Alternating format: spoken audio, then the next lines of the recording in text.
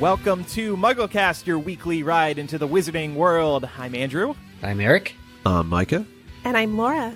We will take a break from chapter by chapter this week because we're going to talk about some very interesting developments concerning Fantastic Beasts and the Cursed Child.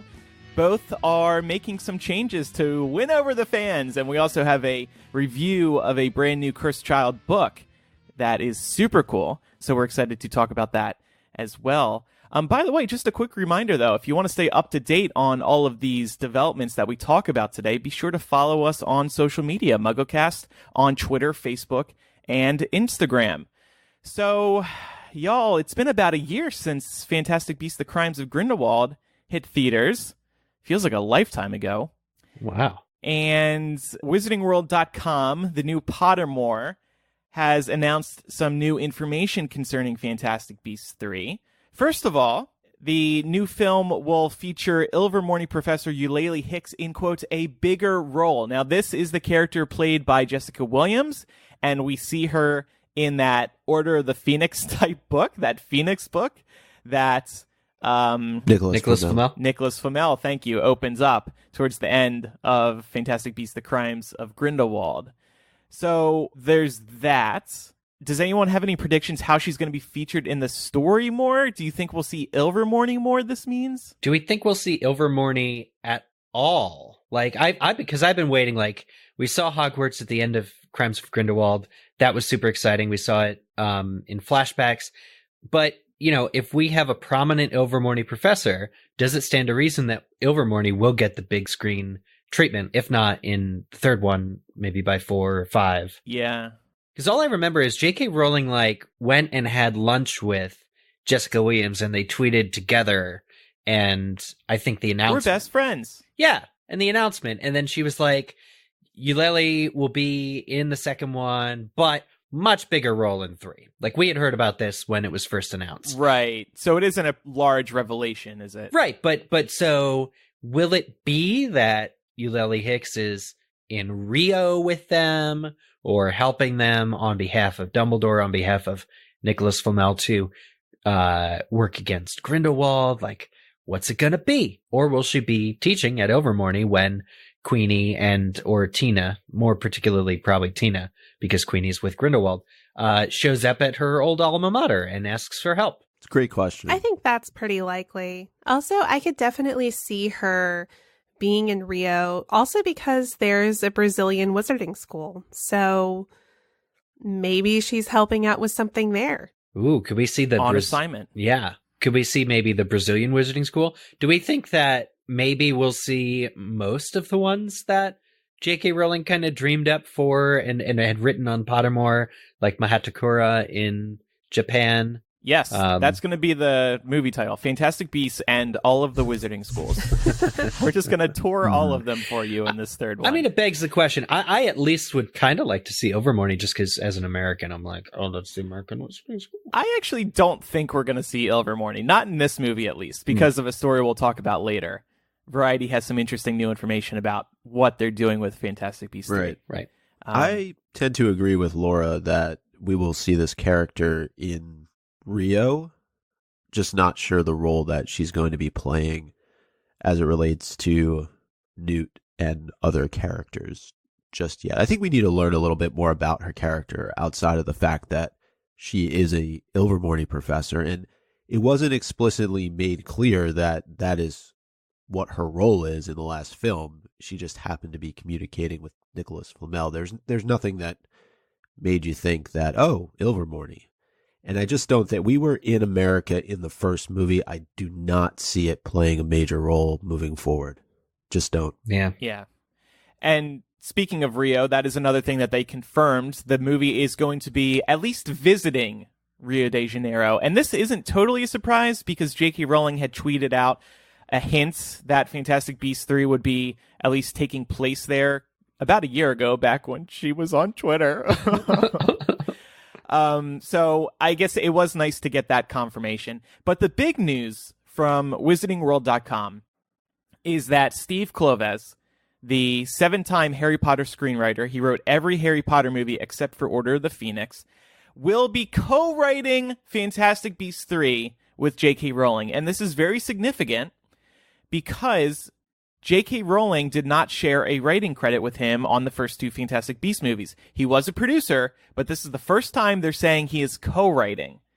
That's a big deal for multiple reasons. You have to assume that he is co-writing because the second movie wasn't universally well received. A lot of people liked it, but a lot of people didn't, and a lot of people were saying the plot was muddled and the ending was confusing. I respect and appreciate the people who loved the movie, but it just did not work for everyone, and that's a problem because they still have 3 more movies to go. And I think what we all realized, especially after movie 2, because we all, I think, really loved movie 1, is that J.K. Rowling is just not a screenwriter. She's not, and that's okay. She needs help. And who better than the guy who wrote the majority of the Harry Potter movies? So how do you guys feel about Steve Kloves stepping in and writing with J.K. Rowling? I think it depends on whether or not you're a fan of the films, right? This could either be great news or terrible news, depending upon what you thought of how it came to life on the screen. I think Steve Kloves is a great fit here. I think it makes a whole lot of sense. I'm not sure why he wasn't brought in earlier on.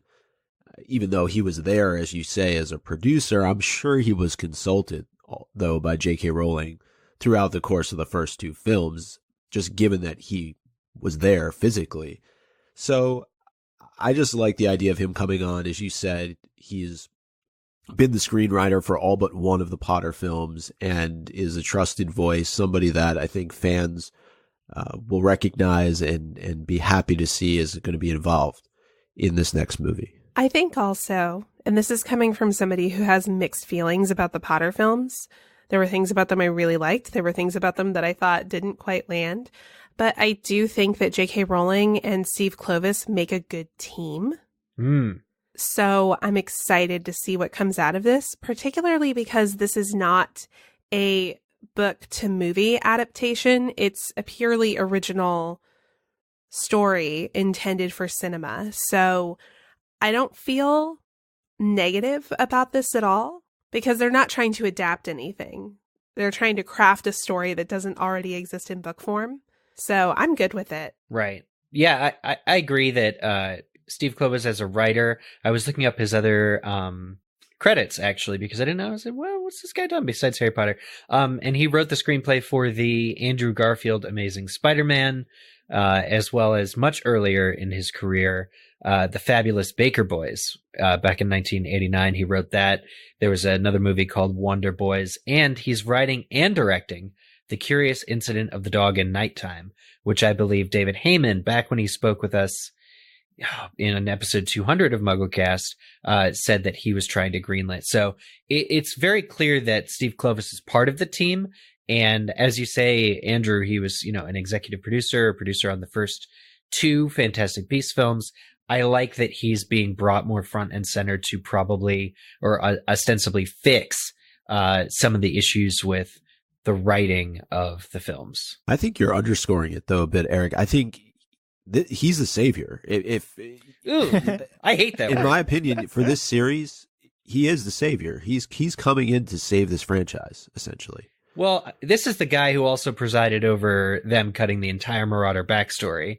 And the Harry has no idea why his parents behave the way his parents' friends to Laura's point, behave the way they do. This is not a book to film adaptation. So right. Yeah. He may be cutting things, but we have no idea what he's cutting because it doesn't exist in our minds. But I mean the reason I bring up the Marauders thing is because it was essential character backstory. Like I think what we need is to, like, most of all out of Fantastic Beasts, is to understand why the characters are the way they are and make the decisions that they do and live with the characters in the moment. Now, the only time I think of in the Harry Potter films where we got that is Deathly Hallows Part 1, where the plot was not so fast-paced that the actors themselves could bring the characters to life. Deathly Hallows Part 1. And why was that? That was because they split one book into 2 movies. Right. If, we could look back on the series and wish that they split all of these books into multiple movies, but that just didn't seem feasible at the time. And this is why they need to do a Harry Potter TV show to let it all come out. And you'll get all this character development. and we'll all be very happy. Written by Steve Kloves. He doesn't even need to write it. Just adapt J.K. Rowling's book word for word. I mean, movies do it all the time where they take the time to focus on the characters. The problem with J.K. Rowling's movies so far that she's written is she tries to do too much in such a small span. Think of all the extra characters like Yusuf Kama that were introduced for the first time in Crimes of Grindelwald. We barely had enough time for the core four. Yeah, right. Yeah, I think you need a smaller character piece. Yes. And I bet we are going to see multiple characters just suddenly disappear. Like, I don't think Yusuf Kama is going to be involved in Fantastic Beasts. He just seems so random. You know, the only character that they confirmed in this announcement outside of the core four and Jude Law and Johnny Depp was Jessica Williams playing Eulalie Hicks. So I think they might be looking at the script or J.K. Rowling's early version of it back when Crimes of Grindelwald first came out, and they were probably like, we probably shouldn't do more of this with all these characters and all these plot lines. And I think they've spent the past year honing it in, and that's probably when Steve Kloves got involved. And I really don't like when people say they didn't like the Harry Potter movies. Were they really that bad? No, not at all. I don't think Steve Kloves has a deep understanding of the wizarding world. I think he knows what fans want.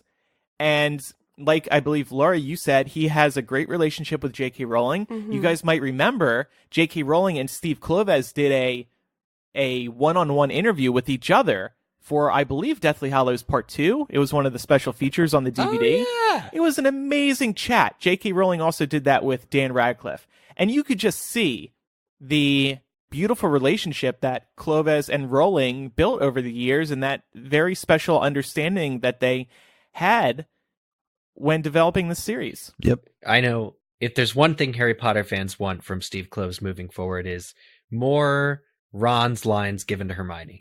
Definitely. Or in this case, Newt's lines given to Tina. Tina's going to be the new Newt now that he's brought on. Do you have an example of this happening in the Harry Potter movies? I'm forgetting. Yes. Oh, there are many. Absolutely. So in Deathly Hallows Part 2, when Hermione does the whole, we'll go with you into the forest, that was Ron's line. And in the movie, they just had him standing back there looking kind of dumb. Yeah, what was that? I was expecting at least a bro hug. Well, like, I that is one of my major gripes with the Harry Potter films is that Ron he was not the Ron that we actually knew in the books. And I felt like they used him as a lot of comic relief. And we didn't get to see the more nuanced portrayal of him that we see in the books very often, right? It's kind of character assassination, which is why I'm worried that maybe this isn't the greatest guy to treat your character, like to give us more about the characters. I don't know. It's a question mark. But who else besides Steve Kloves could do this, right? Oh, nobody. You can't risk bringing in somebody else who hasn't written in the Wizarding world before. I agree. You could potentially screw it up again, and then they get Steve Kloves for Fantastic Beasts 4 and 5, but at that point, the series is more than halfway over. So I think part of the challenge for Steve Kloves now is that when you look at what happened between the first and second films, you were so invested in those four characters, and somebody just brought this up earlier, when you get to Crimes of Grindelwald, they're almost put on the back burner because now it's Dumbledore and Grindelwald, and you want to know more about those four characters. You want to spend more time with them. And I just think that you lost that.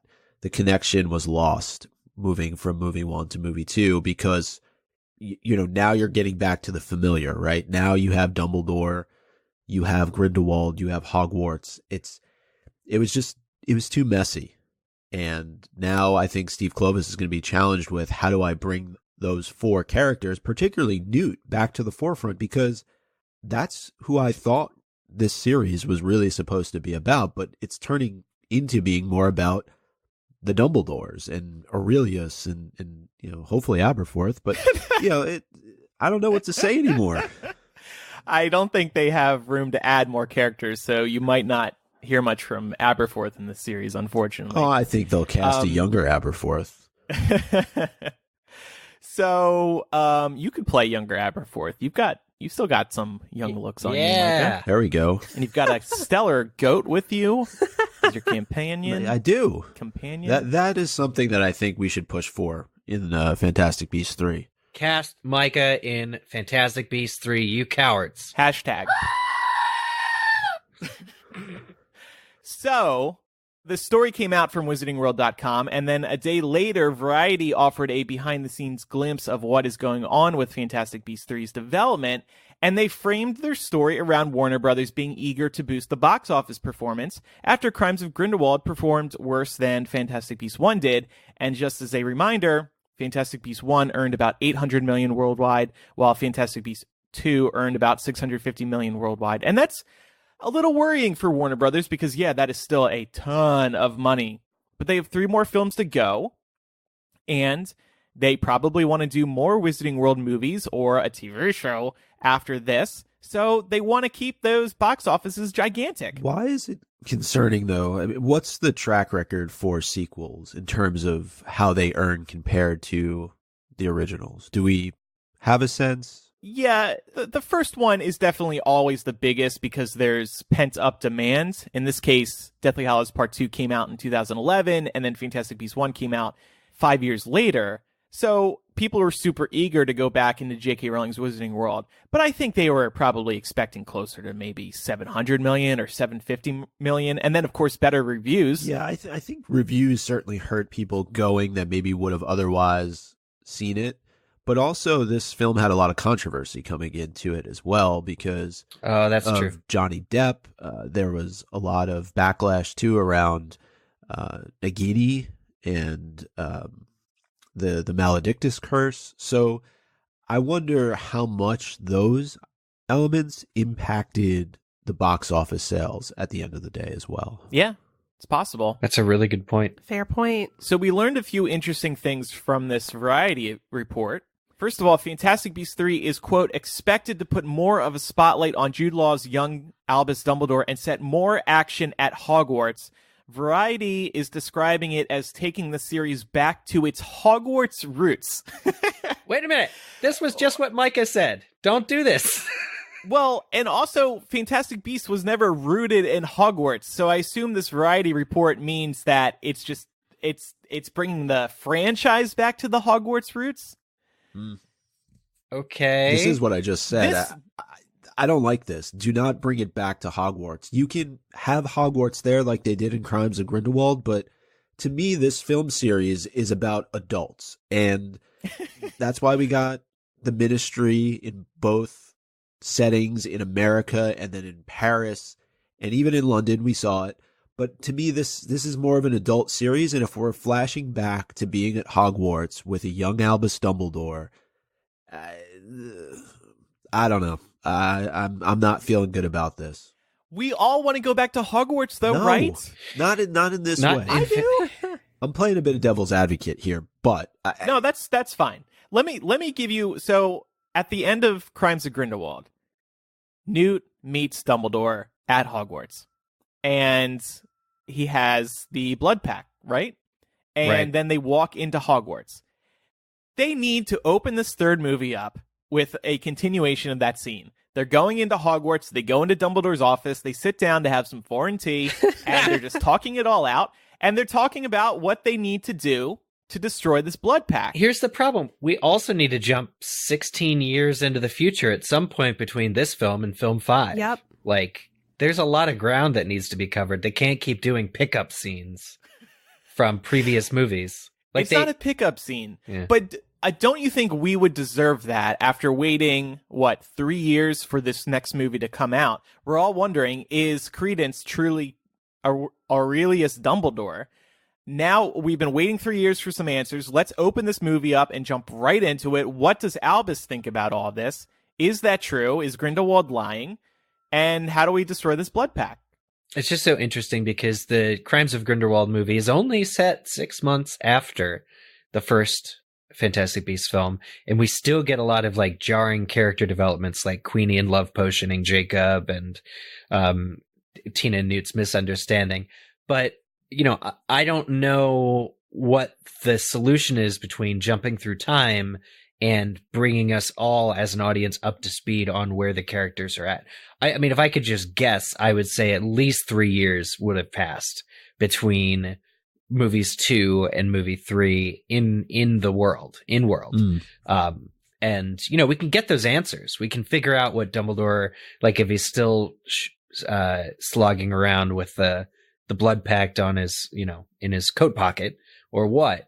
But I think we're going to have to get those answers from a much more advanced perspective. And I think also to Eric's point about the time jump that needs to happen, we also have to see young Tom Riddle. There's no way they don't show that in these movies. Right, in the opening of the Chamber of the Secrets. But that is the shocking part is if you're going to double down on Hogwarts, I would absolutely wait until Tom Riddle is like 11, 13, 15, as he will be in 1943, 1942. We're talking about movie 4 or movie 5 here, where it would roughly be set around the time. Again, this is all going off of Dumbledore's defeating Grindelwald, which happens in 1945, according to the Chocolate Frog card in book 1. So, presuming the last movie ends in 1945, the Tom Riddle Chamber of Secrets Moaning Myrtle death thing is going to all be movie 4, movie 5, not movie 3. So we already know we're going to have a lot of time spent at Hogwarts in future films. Why would you not just, you know, really just spend more time with Newt and the Core Four, traveling the world, going to Rio, looking up beasts? This is what I thought this movie series was going to be about. Right. So it sounds like you think that the big time jump has to happen in this movie. Or between this one or the next one. I mean, I just would have preferred that they would have jumped evenly, maybe 3 or 4 years per. Like Star Wars is like an 18-month jump every time you do a Star Wars. And that just kind of makes sense. Well, Well, what if, like, at the beginning of the movie, we see Dumbledore and Newt at Hogwarts, and everybody's happy, and we get a couple answers, and then they just jump ahead 5 years. Yeah. Didn't they do that in Avengers Endgame? They jumped ahead like 5 years, right? Yeah. At the beginning. Yeah. So just do that. You know, Grindelwald's in jail. Well, is he in jail? I forget what. No, he's not. He escaped. Okay, so get Grindelwald back in jail, so there's no evil afoot, then jump ahead 5 years. The funny thing is Grindelwald is at Nurmengard in the end of movie 2, but Nurmengard's not a prison yet, so he is in jail. Well, that you know of. You don't know what those other rooms hold right now. Oh, right. Oh, that's right. Colin Farrell's there. Graves is there. I think so. That would be amazing. Just bring Graves back. That would be truly amazing. Yeah, I tend to agree, Eric, with what you're saying in that we've had 8 movies worth of Hogwarts, right? And I want to see other places within the Wizarding World. Let's go to Rio. Let's go to Godric's Hollow. If we're going to spend time with young Dumbledore, let's see what happened to Ariana. I'm sure we will, but trying to put so much emphasis on Hogwarts, I think, takes away from this series. Sure, fans are going to love to go there. They're going to love to see it. They're going to love to run into old characters that should be there in that timeline, McGonagall. But I think if you're trying to set this entire film series around Hogwarts again, it just loses something. You want it there for those special moments. You don't want it to be the root of what this series now is all about. All these characters are older. They're adults. They're not going to school. So let's move away from that. And also with Grindelwald, one thing I thought about too is at some point he's going to realize that he no longer has the blood pact, right? And how does that play out? He's going to feel around in his pockets. Don't! Damn that Niffler. No. So, I mean, I will say I agree with that point. I feel like the reason that the Hogwarts scenes were all so successful in Crimes of Grindelwald was that there was so much going on. The plot was so muddled that getting something familiar felt really nice in the context of that film. And what makes me a little uneasy about them going back to Hogwarts and potentially spending so much time there at this point in the series is it makes me wonder what kind of story we can anticipate. Like, have they started pumping the brakes on the intended direction of this franchise and saying, you know what, let's just play it safe and go back to Hogwarts? Right. What bothers me possibly most about the Hogwarts stuff from Crimes of Grindelwald is that we got Newt, we got Lita. Lita was actually hinted at in movie 1, we all remember. Zoe Kravitz's photograph was in Newt's little cabin.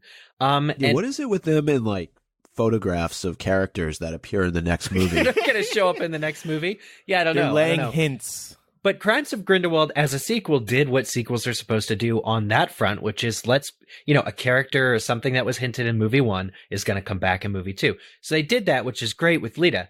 But we got Lita for what was presumably her last ever film because of her character's seeming demise.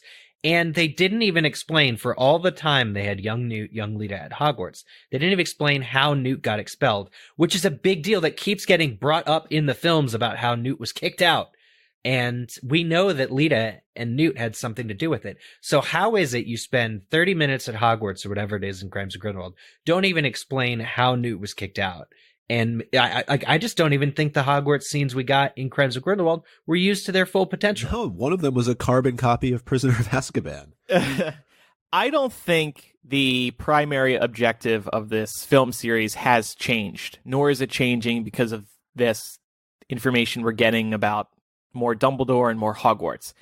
As far as we know, J.K. Rowling always set out to eventually tell the story of Dumbledore and Grindelwald and their big battle and the end of the global wizarding war.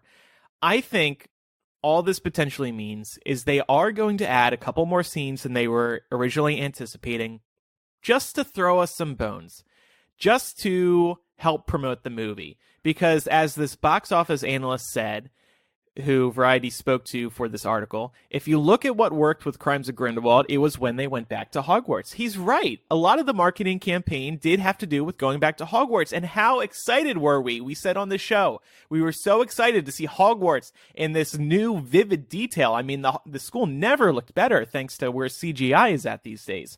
So I think it's not going to suddenly all shift to Hogwarts. They're just going to get a couple more scenes in to give people like me a bone. Well, that almost got I was going to say, as long as you get your bone, Andrew, as long as you get excited. Yes. No, and I would be fine with that. I just don't want them to rely too heavily on, having Hogwarts in their back pocket. Yeah. Don't use it as a crutch. No. Yeah, I don't want it to be a contingency plan. Right. Because part of what I thought was so successful about Fantastic Beasts was that this entire new part of the wizarding world was open to us. And yes, it was based in New York here in the US, but there's many of those opportunities that exist throughout the world. And it seems like they're going to do that in this next film with Rio. And they did it with Paris, I think somewhat successfully. But that's, at least from my standpoint, what I want to see. I want to see this wizarding world grow and expand because, again, I don't want to keep harping on the adult aspect of it, but because Harry Potter was about mainly a story that centered around Hogwarts, that's where we spent the majority of our time. Right. This allows the world to expand in a way that the Potter series did not. Yeah, and you got such great actors. The core 4 characters are amazing. I mean, Academy Award winning Eddie Redmayne as Newt Scamander. Like, don't overlook characters like Alison Sudol as Queenie. Don't overlook her. Don't underuse her the way that movie 2 did. It's just a crime. That's a crime. I also, just like in terms of what I personally really want to make sure we see in this series, I want to go to Africa. Yeah. I want to see the wandless magic. Mm-hmm. I will just add, Mike is kind of talking like there's no purpose for Hogwarts here, but Dumbledore is teaching at Hogwarts, and that's always been the case. Even before Fantastic Beasts, he was teaching there at this time. So I think there's good reason to be spending more time at Hogwarts. Well, like, what about my point? Like, we're going to have to during the Chamber of Secrets and stuff, right? So Right. It just seems too soon to double down on Hogwarts now. But, we speculated this for years, like even with the reveal of Grindelwald at the end of movie 1, we speculated, will the Grindelwald subplot or Grindelwald as the main overarching villain, does that take away from whatever Newt is doing with the Beast? And I think we all can agree, like, yes, it absolutely, like, the series kind of suffers from J.K. Rowling wedging whatever Newt is doing with the Dumbledore-Grindelwald conflict. So the question is, after seeing movie 2, how can you watch movie 2 and really say we need more Dumbledore-Grindelwald and not we need more Newt traveling the world? How can you say that, like, as a producer, as a creator? Because that's not my take. The other thing, though, is that when you add these schools, you also have to build these worlds. Right. And when you're limited to, 2.5 hours? There's just not enough to time. do. Are they There isn't. pre-blaming pacing on not going to I'm these places? pre-blaming pacing. Yeah. Yeah. So moving on a little bit, also in this Variety report, apparently execs at Warner Brothers are, quote, high on the script they've seen, believing it represents a big step forward in quality. I take that to mean it's just been simplified. And Fantastic Beasts 3 is, quote, said to pack in more breadcrumbs for Potter enthusiasts to obsess over. So that's good. Let's just make sure they're all canon. Yeah. The breadcrumbs should make sense. Nothing terribly jarring. Yeah. Right. If you had to And pick one breadcrumb for this upcoming film, what would it be? A crouton. I was going to say sourdough. No, I would just something related to Dumbledore and Grindelwald's past. Maybe this will be the movie. We get all those flashbacks and we see the fight that led to Ariana Dumbledore's death. Mhm. I mean, that's what we really want right now, right? Maybe. Hagrid? Hagrid. Mhm. Yeah, I do want to see Newt giving Aragog to Hagrid. Yeah.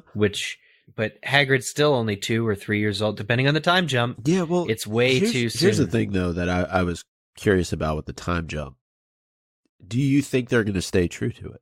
Do you think it has to be 1945? I understand the relevance of that year, but for the purposes of this film, we only have 3 more to go, and it seems like they haven't done a whole lot of time jumping at all.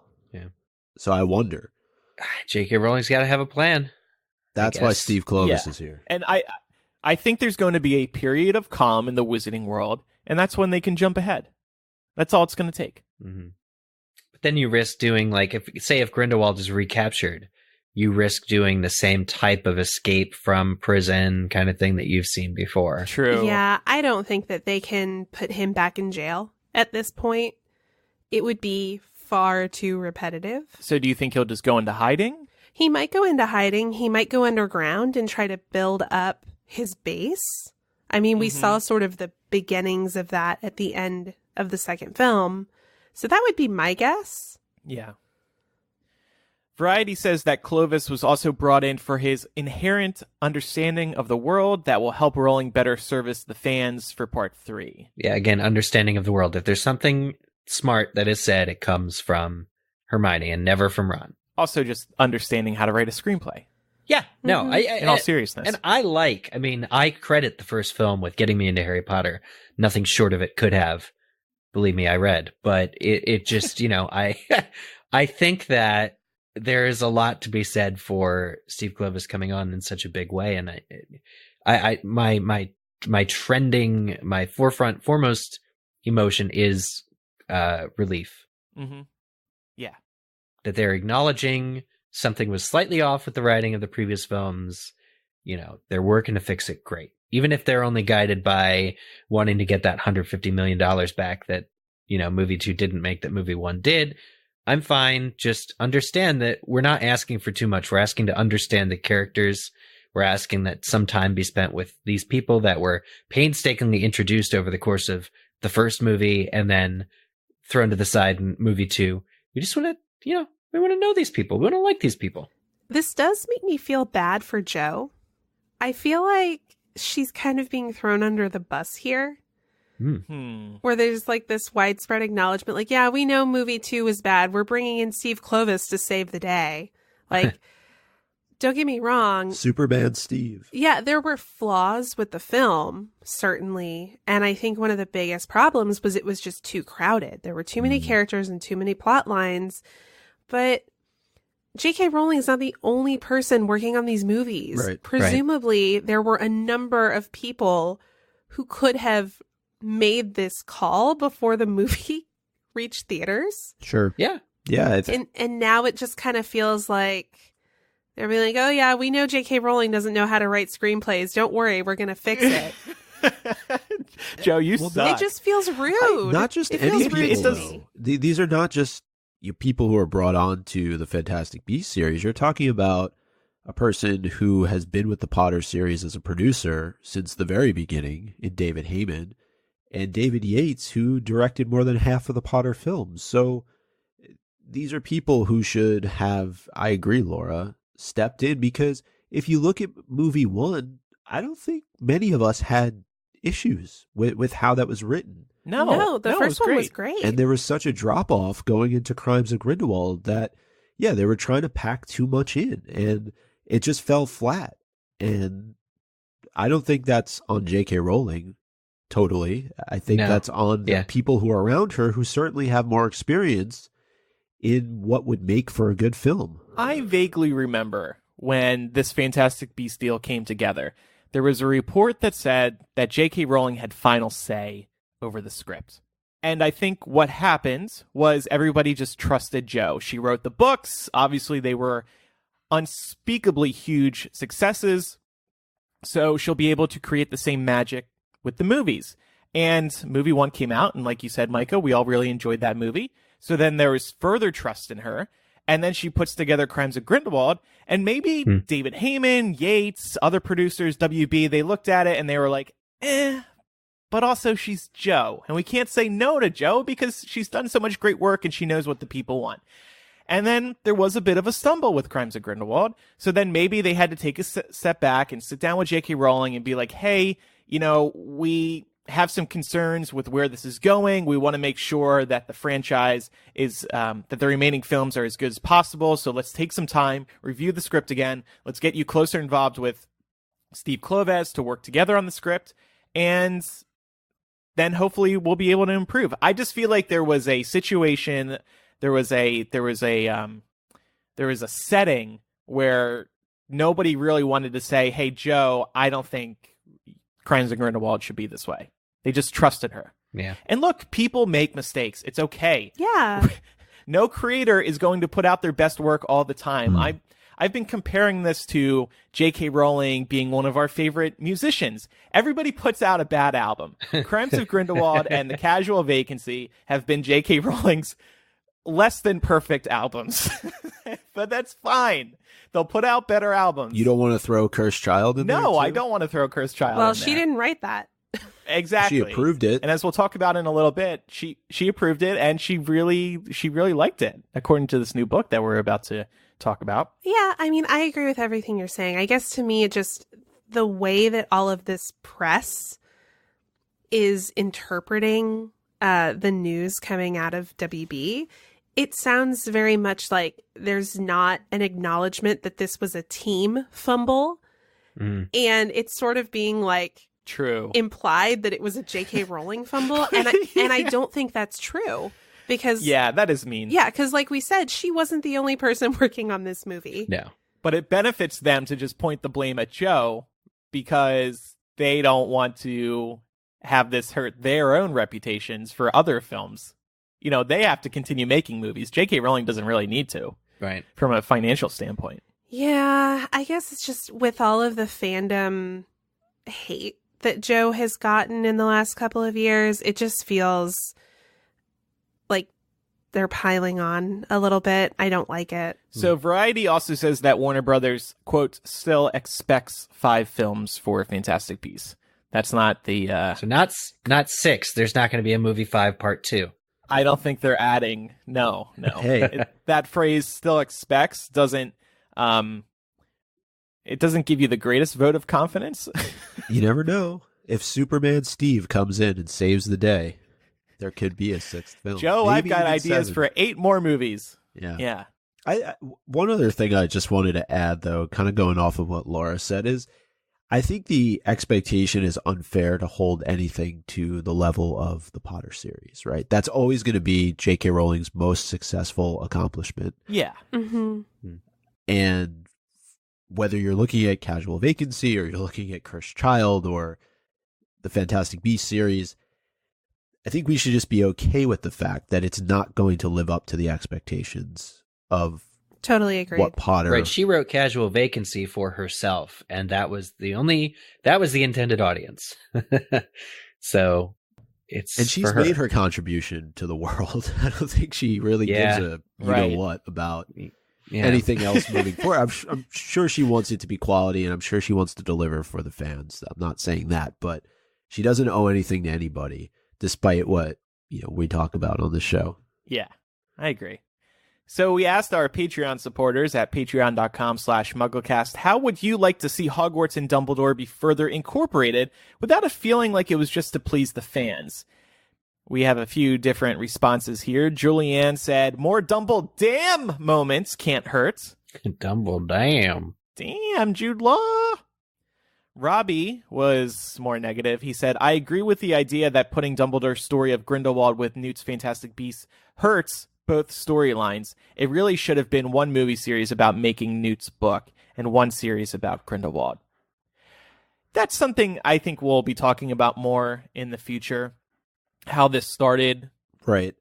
Solely focused on Newt and has transitioned to something else. But I think I've said this before. The title Fantastic Beasts also refers to the beasts within us. Yeah. The Obscurus. Yeah.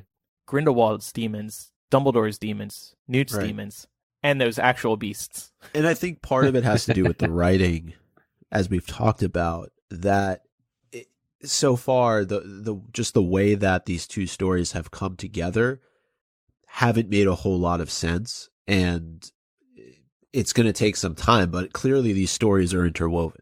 That's something that J.K. Rowling hinted at from early on. It's just a matter of it not necessarily having come together in the best way possible thus far. Mm-hmm.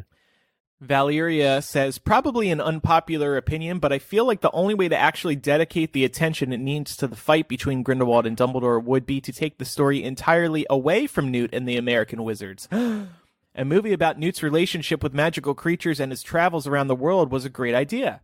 His relationship to the wizarding world is an unqualified, not politically inclined wizard, seems to only serve the purpose of extending a successful movie into a poorly planned saga, but they've named it Fantastic Beasts, so what can they do about it? Beasts need to be involved in the war, and the only way to do that is through Newt. So Dumbledore might have to be Newt's counselor in all matters and do the same role he did for Harry. Maybe the only way to destroy the blood pack will be to find this creature that is very difficult to find, and Dumbledore's going to send Newt off to Brazil to find this creature and then stomp on the blood pack, and then that'll be it. I have a feeling that it's going to have something to do with the 12 uses of dragon's blood. I'm so glad you said that, because one of our listeners wrote in and believes that the title of Fantastic Beasts 3, his name is Omar, he says it's going to be called Fantastic Beasts 3, The Seventh Use of Dragon's Blood. How cool would that be? I would die. I don't want numbers in the title, but otherwise that's pretty cool. I like that. Yeah. You don't want numbers in the title. Yeah, because it's it's very confusing, because it would actually be film 11 in the series if you include all the 8 Harry Potter films and the 2 Fantastic Beasts. It'd be the 11th film set in the Wizarding world, but the number 7 would be in the title. It's just confusing. Hard to keep track. Or nobody's counting them that way. Yeah, no, people are counting it that, because how do you abbreviate that? Yeah, what's the abbreviate? Is it FB3 number 7? Like at oh my gosh, 7 dB? Are we just going to abbreviate it 7 dB? Yeah, what's the hashtag? Yeah, 7 dB. Also, Eric, they might Star Wars it and make the first Fantastic Beasts film movie 1. Well, don't get me started on how difficult it is for me to remember the title of the latest Star Wars films. I can't keep them straight. So I feel like with all this in mind, we want to go back to Hogwarts more. We want to spend more time with Dumbledore. I think the title might actually have Dumbledore in it, but I really like Omar's idea of the seventh use of Dragon's Blood, because that is a Dumbledore reference, of course. Let's make some title predictions, though, now that we have all this new information in mind. What can they do to convince us to go see this movie? It's not going to have Grindelwald in it, I'll tell you that much. I said that it's going to be Fantastic Beasts 3, The Lies of Dumbledore. Ooh, that's intriguing. I like that. That's intriguing. Mm-hmm. I went for the more honest title route because they're doubling down on Dumbledore and Grindelwald and not so much the beasts. I said Fantastic Beasts and the all humans. Fantastic Beasts. I mean, humans. Yeah. I have 2. One that's kind of a joke and one that isn't. But maybe the joke will end up being closer to the actual title. I think Fantastic Beasts back to Hogwarts. Can you imagine? You guys would quit MuggleCast. But the one I'll hang my hat on for right now, I thought about Fantastic Beasts: The Rise of the Phoenix. Ooh, I like that. That's so good. What do we get if we predicted this right, Andrew? Movie rights. Month of free Patreon. Movie rights. Sure. Do we get a Wizarding World Gold subscription? Yes, you get to see the movie first. How about that? I'm thinking, so kind of along that line, I think Dumbledore needs to be involved, like I said, in the title. So Fantastic Beasts and the Fight for Ariana Dumbledore. Or Fantastic Beasts and Where Dumbledore Hides Them. It'd be really cool if they did like a creepy, noir-y, Fantastic Beasts Within. And then just be the title. Fantastic Beasts and Those Within Us. Yeah, no, Fantastic Beasts, Within. That'd be crazy. Within. Yes, I'm seeing that new movie, Within. What? But just Fantastic Beasts, and Dumbledore's back. He's back. And Hogwarts is. Everybody come see it, please, right now. All right, well, we will now shift our discussion to The Cursed Child. Some interesting developments there, but first... Well, Andrew, the holiday season is coming up, and I know many of our listeners, as well as the four of us, are going to be traveling. And Away knows that everyone has a different style of travel. That's why they make their carry-on in an array of colors, sizes, and materials. And both myself and Andrew have gotten the opportunity to use the Away luggage. And I can say from personal experience that traveling a lot for work, it is really the perfect suitcase to take with me on an airplane. It's easy to pack, easy to store, doesn't bump into my leg when I'm carrying it through the airport. And it has just a lot of great amenities that I know millennials. Are we technically millennials? Yes. Yeah. I am. I don't know about you. I am. I mean, I know you do a show called Millennial, but yeah, millennials like ourselves, we need, right? Laundry bags, charger for your phone or your laptop. They got it all, right, Andrew? Yeah, they do. And unlike Micah, I like going back to Hogwarts, so I love having my Away suitcase with me to easily get there, no problem. And I can still charge my phone at Hogwarts while I'm there, thanks to that USB battery that it comes with. Oh, really? That works for you at Hogwarts? Yeah. Well, they don't have outlets, so I just bring my own. Oh. Professor McGonagall gets really mad at me, but I don't care, because I still need my phone. You're a smart guy. Well, as we talked about, Away offers a carry-on that is lightweight, durable, and made to last for a lifetime of travel. There's a 100-day trial on everything that Away makes, so you can take it out on the road to Hogwarts, live with it, travel with it, get lost with it, and if you decide it's not for you, you can return any non-personalized item for a full refund. No ifs, ands, or asterisks about it. The suitcases are designed to last a lifetime, but if any part of your suitcase breaks, Away's standout customer service team will arrange to have it fixed or replaced ASAP. There's a built-in compression pad that helps you pack more. I know I use that all the time. As I talked about, 4 360-degree spinner wheels so you don't bump yourself in the back of the leg constantly, and a TSA-approved combination lock that helps keep your belongings safe. And I know enough cannot be said about the optional ejectable battery that helps keep your phone and your computer charged.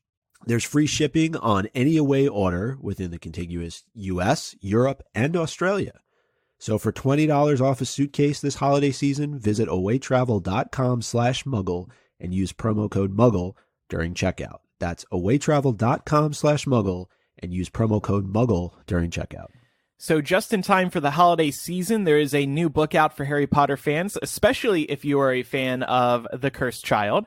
It's called Harry Potter and the Cursed Child, The Journey Behind the Scenes of the Award-Winning Stage Production.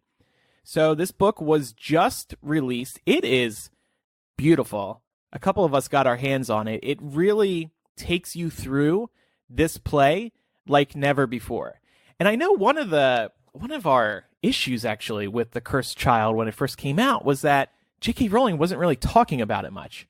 And, particularly with the story, and we're kind of used to her talking about the story, but they wanted to, keep the secrets. So we didn't really hear much about it. And this book, especially in the beginning, takes you through the development of the story.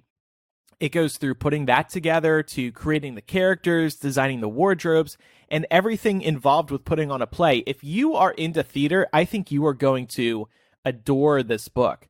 What did you guys think? I definitely love the idea of it because it reminds me a lot of the Film Wizardry book that came out and Page to Screen. Anything with as much of a production value as Cursed Child has is going to turn out amazing stories and amazing like footage and coverage in a book like this that's dedicated to just explaining how they did it. Yeah, I definitely agree. I think that part of what often gets lost when we have these discussions is that we're so focused in on the actual story itself, but there's a whole story behind the story. And I think that's what this book does a really great job of bringing to life. And you get to see all the decision-making that went into creating Cursed Child. Yeah, so let's touch on some of the interesting revelations. I found these at the beginning of the book. So they go into how they assembled the creative team, of course. And get this. This is like shocking to me. Director John Tiffany, way back in the day, would see J.K. Rowling writing Harry Potter 1 in a theater cafe in Edinburgh. What? Yeah.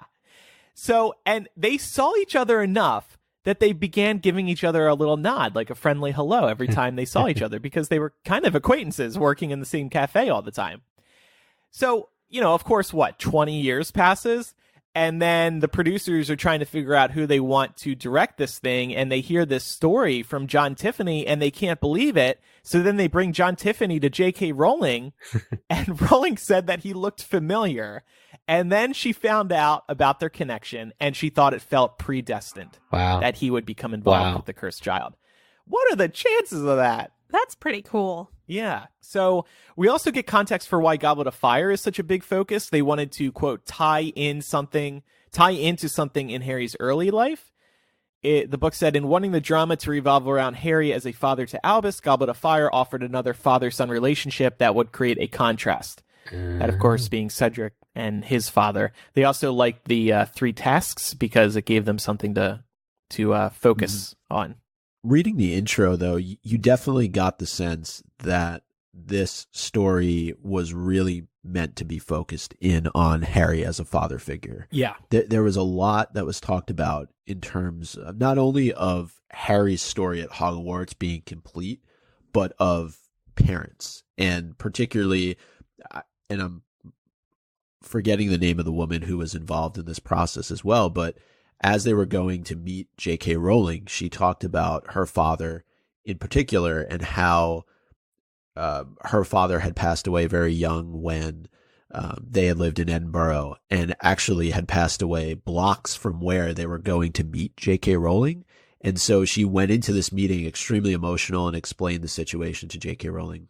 Wow. Who also has a very distant relationship with her father. So it's interesting how all of that plays into what they ultimately decided to be the core plot of Cursed Child. That's Sonia Friedman you're referring to. She's one of the lead producers on this play.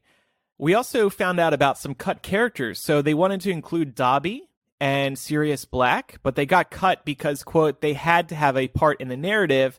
There has to be a purpose for them being there. I actually feel like Sirius would have been a great character because he is taken from us so quickly. Mm-hmm. And by including him in The Cursed Child, we could have had more time with him. We could have had a proper goodbye. That would have been so sweet. I feel like he could have taken Snape's place. If they would have explained the veil or, I guess he could have been the alternate reality.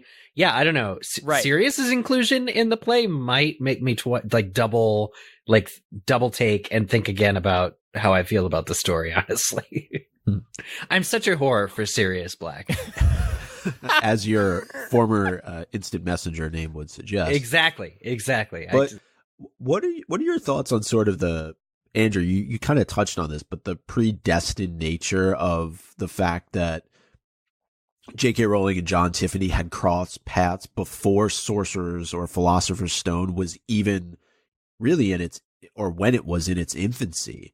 And then the room that this meeting is taking place in, I don't know if we touched on this, but where J.K. Rowling is meeting with Sonia and John Tiffany is called the Tiffany Room. And that was just completely by coincidence. They didn't know that until after they left. So there's a lot of like weird shit going on here. You know, if you believe it was all meant to be, Micah. That's just... well, no, that's what I'm saying. Like, how much do we actually believe in sort of the predestined nature of things? The fact that these two people kind of head nodded hello to each other for probably months, if not years, while the Potter series was just starting out. And you know, it's very interesting. Like, there's a story about how John Tiffany saw J.K. Rowling being interviewed on television not long after Philosopher's Stone was published, and he's like, "Wait a second, I know this woman. Like, this is the woman I saw writing in the cafe." So, listeners of this show, if I ever nodded to you in a cafe or something, and you've become a worldwide best-selling author, please have me direct your play or include me in something of your work. Please, I'm begging you. He promises not to give one of your main characters a daughter with wings. Wing tattoos, are they okay, Laura? It depends on... I was about to make a comment that I won't make. Okay. Anyway. As long as it's not the dark mark, it's fine. Yes. Right. But you mentioned, Micah, that they were talking about relationships with parents with J.K. Rowling in their first meeting, and that seems to be what pushed J.K. Rowling over the edge, because they all had very unique family backgrounds, and J.K. Rowling was moved by these people wanting to do a unique story. They didn't want to just adapt the Harry Potter books for the stage. They wanted to add to the world, and they decided very early on that the play would start where the epilogue begins. So everything seemed to come together. There was some cool connections that seem surreal. There was a unique story, and there was a passion there. And they came really prepared to this meeting with J.K. Rowling. I cannot imagine pitching something to J.K. Rowling. Hey, can we create the 8th story? Can we create the 8th book? Like, that would be so terrifying to ask her. Mm-hmm. But they must have felt really passionate about it.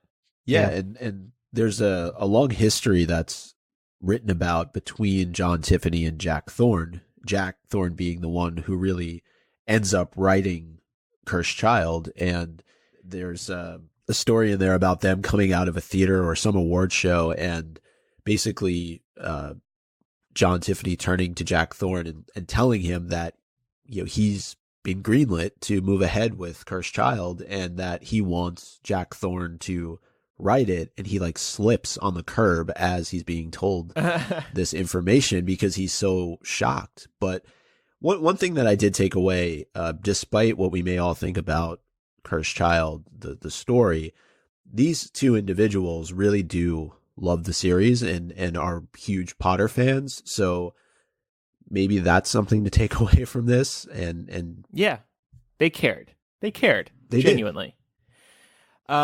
We also get to see J.K. Rowling's letter to Jack Thorne after Jack Thorne had sent J.K. Rowling the original treatment. And she's raving about the play. And I was actually really surprised that they included this letter. That seems like something very private. But J.K. Rowling is very positive and says that Jack Thorne's done a really good job of capturing the characters and just the overall vibe of the wizarding world. And then Jack Thorne, we also get to see his reply to J.K. Rowling's letter. And of course, he is over the moon. It's like a lot how anyone listening may have felt when like a boss comes to them and says, "Wow, that is a tremendous job you did. Thank you for putting so much work and effort into this. You nailed it. Great job." Jack Thorne reading something like that was just over the moon too. That J.K. Rowling was so thrilled with his work to let someone else into her world and then praise him so much for the job he did. It was a really nice conversation to read. And again, I really appreciated that they included those letters. But one other thing is that in these letters, J.K. Rowling says, the only thing I'm not sure about, one of the big things I'm not sure about, is the Hogwarts headmaster being someone named Professor Marazion. And she said, instead, let's have a very old McGonagall be Hogwarts headmaster. Mm. And Jack Thorne, of course, is like, oh, great idea, Joe. We'll do that. But that was interesting. So that's an example of J.K. Rowling being involved in the development of the story. And she doesn't say it in the letters, but presumably that's what she's always had in her head, that McGonagall did take over and stay professor at Hogwarts, or headmaster of Hogwarts, for long after Dumbledore. She must be real old. If old. We're accepting Fantastic Beasts as canon. Yes. Like 110. Dumbledore's like 150, though. Mm-hmm. Yeah. But and women live older than men, right? That's true. So. I like the idea that, so for the longest time we had heard J.K. Rowling authorize the story, but we didn't know to what extent she was involved in the decision making. So seeing examples of early drafts of the play and character decisions that they had to make like this interests me. A couple other characters to talk about. Luna Lovegood. They were considering putting her in. Oh. Well, listen to this. So she made it to the rehearsal phase, and then, quote, Thorne originally played with the idea that elements of the story heralding the return of darkness would be accompanied by the smell of cinnamon. We would have had the smell of cinnamon wafting through the theater. Unfortunately, things like that never work because of air conditioning, he said. Luna would have been sensitive to the smell, and she would have been in the Ministry of Magic meetings saying, has anyone smelt cinnamon? She was being very Luna-y and very lovely and interesting, but it just felt like an in-joke for the fans who knew Luna, and we were cheapening her. Mm.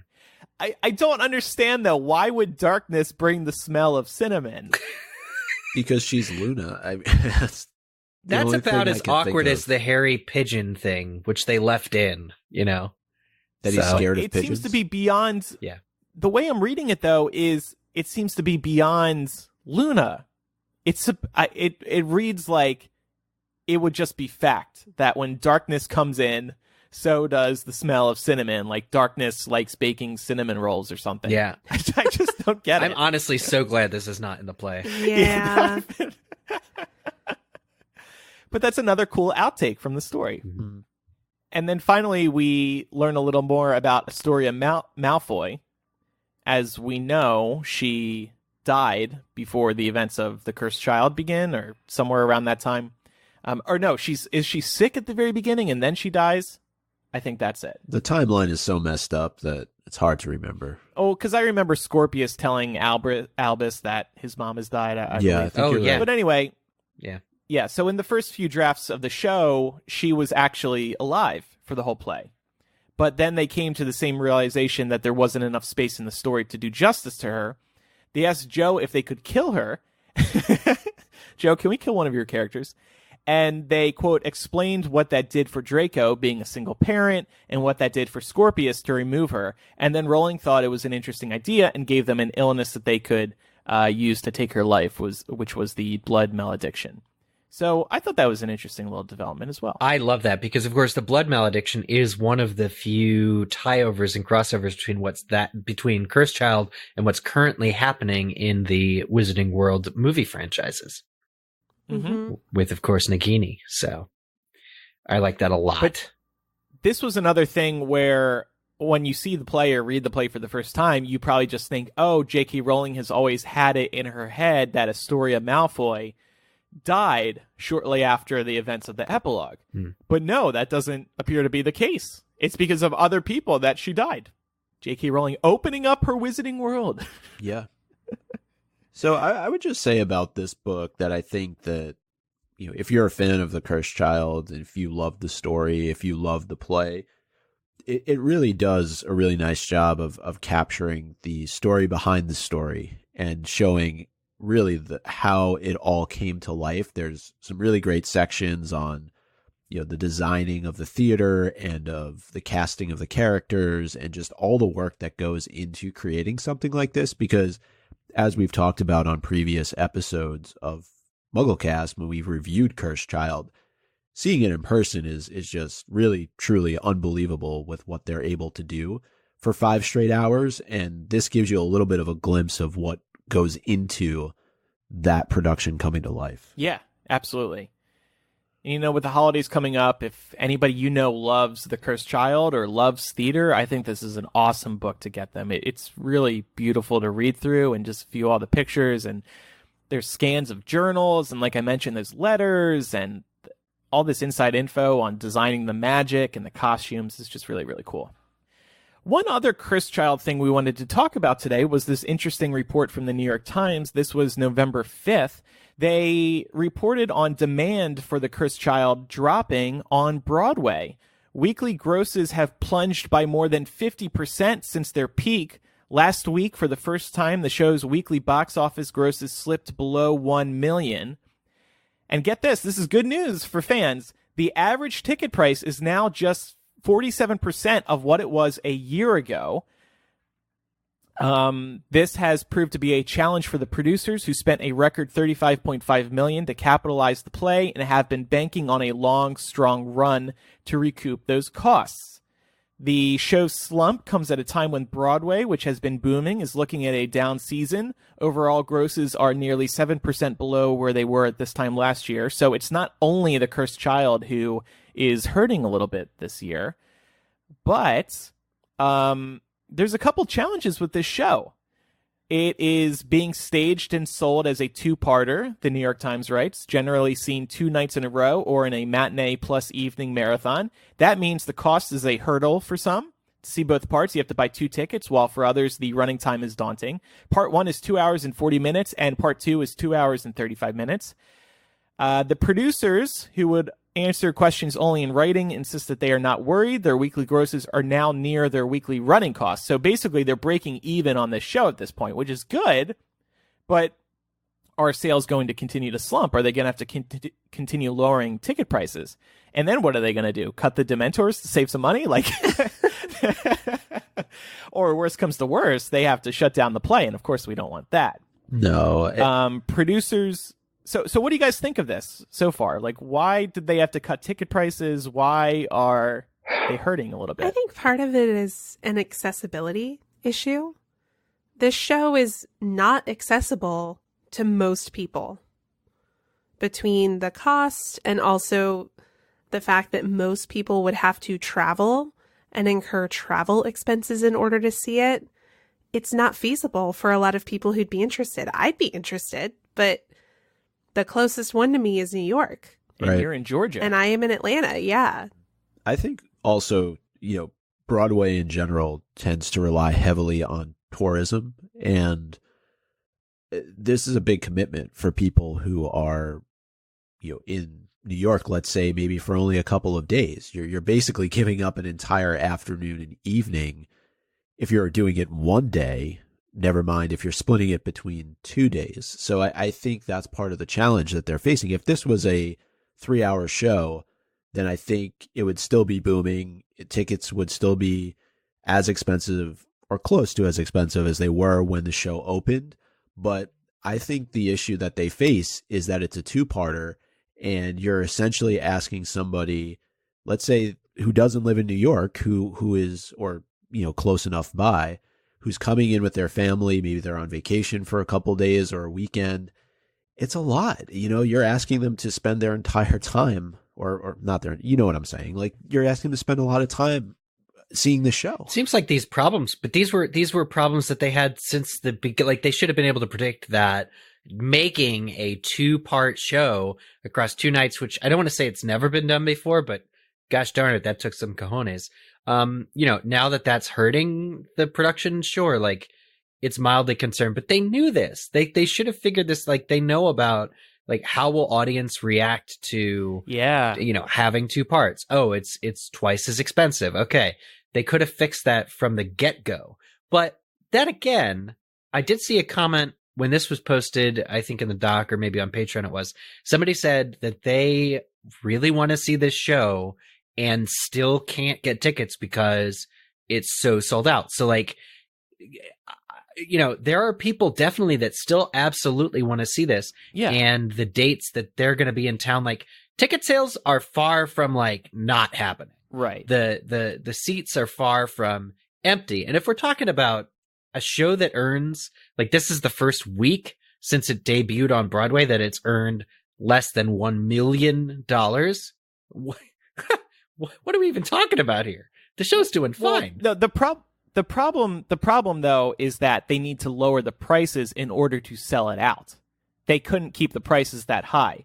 And I agree that the two-partness of this whole situation is the problem here, because like Micah, you were saying, it does take up a whole day if you choose to do it in a single day. And then people just see, oh, I don't have to buy one Broadway ticket, I have to buy two. People are very accustomed to Broadway tickets being expensive, so I don't think they even bother to look at the prices. However, now that they are getting cheaper, hopefully people will take a second look. Right, and oftentimes you're not just buying for one person, though. You're buying for if you're a family of four, if you're going with a significant other, right? It does get up there in terms of price, because let's face it, you also got to get to the theater. You're probably going, if you're doing a one day, you're probably going to go out and have dinner somewhere. So the expenses add up for this. It's not just the cost of the ticket itself. And the other thing, I don't know how much this factors into it, but what about not having the original cast there anymore? Is that take away from some of what people might have been drawn to early on? Maybe. I don't know if people ever came for the cast.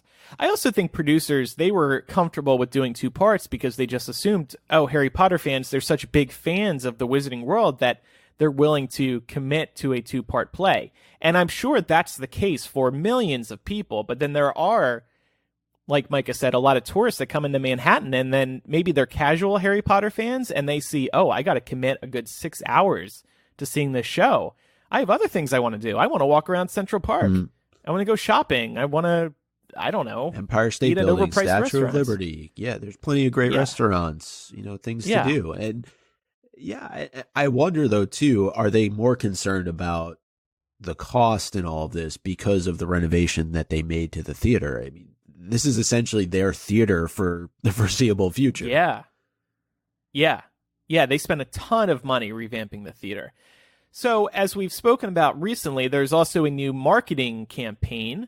There's of course, the new logo. They now use the Harry Potter movie logo in the branding. It was like its own Harry Potter logo at the beginning, and I think we were all kind of weary about that. So I like that they're using the movie logo. But it also now says J.K. Rowling's Harry Potter and the Cursed Child. So they are very closely tying it to J.K. Rowling, which wasn't really the case at the beginning. They said Jack Thorne, John Tiffany, J.K. Rowling.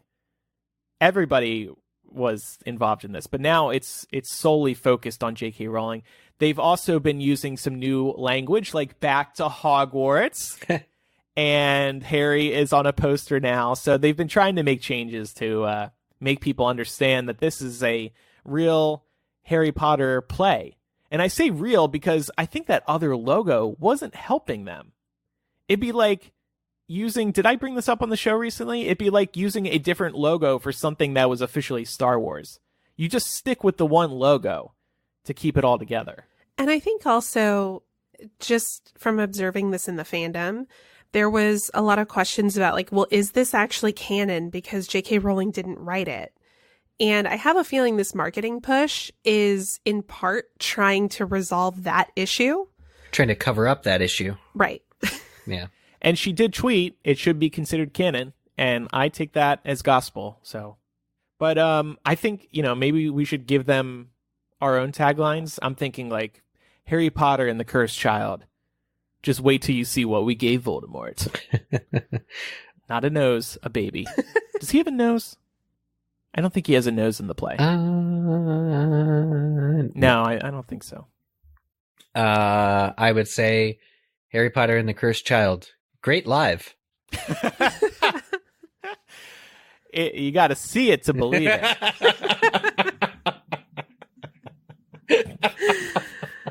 Well, I've never seen it, so I'm going to say Harry Potter and the Cursed Child, no cinnamon. Oh my God. I love it. Well, I genuinely wish the best for the Cursed Child. I want to see it thrive. It would be really sad if it left Broadway after. Look, it's not going anywhere soon. But even if it left after like 4 or 5 years, I think that would be pretty sad. Then you still have Sydney, San Francisco, Melbourne, Toronto. Yeah, but if it can't make it on Broadway, Where is it going to make it? Can't make it anywhere. No, sorry. Mm-hmm. Okay, so this has been a news-focused episode of MuggleCast. We hope you've enjoyed us catching up on some big developments in the wizarding world. Let's listen to a couple of voice memos now. I have to say, these two that we're going to listen to today, wow. I am really impressed by you guys. So listen to this, you guys. Hey guys, this is Netta from Las Vegas, and I just finished listening to episode 441, where you guys were talking about Dumbledore's name and the fact that his fourth name is Brian. And I wanted to share my thoughts on the subject. So my family is from Sudan, and in my culture, we have 6 names. The first name is actually the only one that is chosen by our parents. So my first name is Netta, and then my second name is my dad's first name, and then my third name is his dad's first name, and so on and so forth until you get to my last name, which is just my family name, my surname like anybody else. So that's how I get my full name, which is Netta Salahuddin Eltijani Abdelgader Mohammed Atabani. I don't know what other cultures do this, but I was thinking that Dumbledore's name might be somewhat similar. The whole point of having 6 names is basically to relate to people where we fall in our family tree. So if I just went up to somebody and said, my name is Netta Atabani, then they would know that my first name is Netta and I'm from the Atabani family. But if I say, like, my name is Netta Salahuddin Eltijani Atabani at least, then they know that I am like Eltijani's granddaughter, like his son Salahuddin's daughter. So it just sort of is more specific. But anyway, I don't know what other cultures do this, but I was thinking that Dumbledore's name might be similar just because his second name is Percival, which is his dad's name also. So if that is the case, then it just means that his great-grandfather's first name was Brian, which is completely normal. It doesn't really explain why all of the other names are so much more unique, but my headcanon is that Brian was either a Muggle-born or that he just hated living in the wizarding world with such a mundane name like Brian, so he decided to name his son Wulfric, and Wulfric passed on the tradition. But anyway, I'm interested to hear your guys' thoughts on the subject, so let me know what you think. All right, bye guys. Oh my God. I love this. That was important context. So thank you so much, Netta. Yeah, my mind is blown. Percival is that is so cool. I think his that's father's the answer, name. quite honestly. I don't know what else to say. Like, it just describes it so well. All right, and we spoke about running Dementors on the last episode, and one of our listeners called in with this interesting revelation.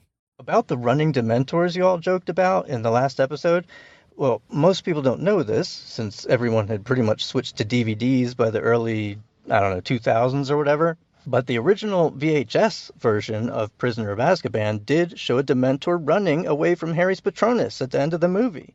They took it out for the DVD, but you can clearly see on the tape that it's got big feet and it's running like hell. I've got a copy here, and if you listen really closely, you can actually hear the Dementor running. Let me just pop it in the old RCA. Oh God.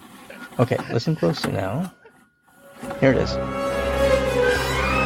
Expecto Patronum!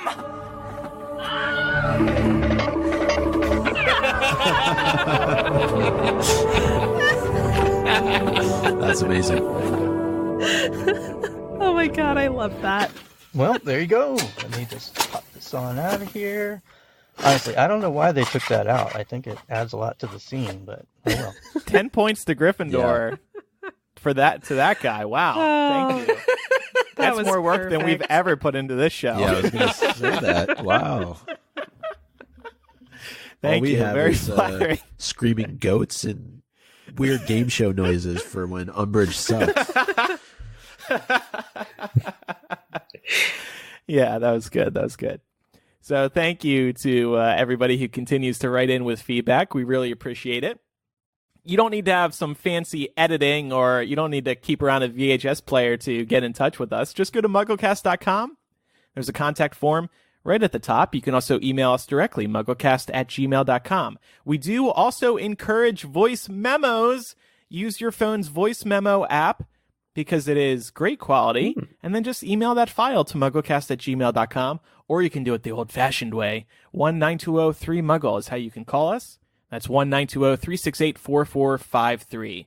We'd also really appreciate if you would join our community of listeners at patreon.com/MuggleCast. You get to listen live as we record. You get early access to our show notes. You get ad-free MuggleCast.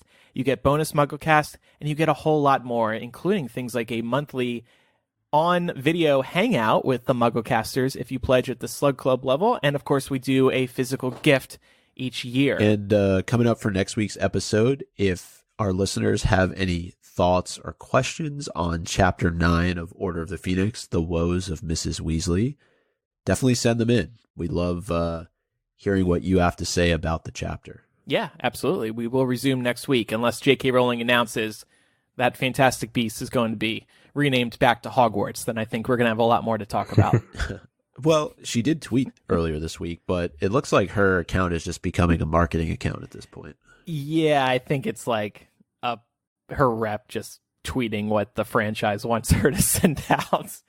Do you guys follow her on Facebook? She makes no post there except for official stuff, like what's been tweeted recently. I think that's exactly what's happening now, Micah. Got it. End of an era. All right. Well, thank you, everybody, for listening. We are skipping Quizzitch this week. We will resume next week with Chapter by Chapter. I'm Andrew. I'm Eric. Micah. And I'm Laura. Bye. Bye, everybody. Bye. Bye.